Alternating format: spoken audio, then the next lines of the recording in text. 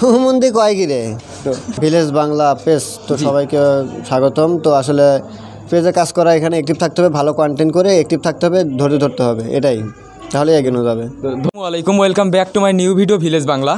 তো ভিউয়ার্স, আমি ঈদের দিন সোহেল ভাই কাছে আসলাম, প্রিয় বড় ভাই কাছে আসলাম। তো আপনারা অনেকে আমার কাছে বলছেন যে ভাই সোহেল ভাইয়ের বাসা কোথায়, তো সোহেল ভাইয়ের সাথে কীভাবে দেখা করবো, সোহেল ভাইয়ের বাসা কোথায় এবং সোহেল ভাইয়ের নাম্বার। তো সোহেল ভাইয়ের কাছে আমি জানতে চাচ্ছি ভাই আপনার সাথে কীভাবে আসলে সবাই দেখা করবে ভাই?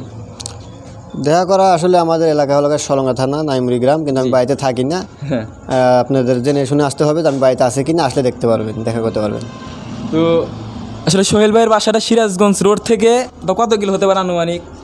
6-7 কিলো। 6-7 কিলো। এবং সোহেল ভাই, আমি যতটুকু জানি যে আপনি শুক্রবার দিন বিকালে থাকেন, এটা কি আসলে কি কতটুকু সত্য? এখন কোনোভাবেই আসলে ওটা বলা সম্ভব না, এখন কখন কোথায় থাকি আসলে নির্ধারিত করা থাকে না।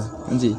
তো ভিউয়ার্স, আজকেও কিন্তু আপনাদের উদ্দেশ্যে সোহেল ভাইয়ের কাছে আসি এবং আমরা দেখুন সকলেই, আমরা সবাই কিন্তু আজকে সোহেল ভাইয়ের কাছে আসি। এক কথায় আমাদের সিরাজগঞ্জ জেলার গর্ব আমাদের এসপি সোহেল ভাই, ওরফে চিঙ্কু মাস্তান। এক কথায় হুমন্দি কয় কিরে।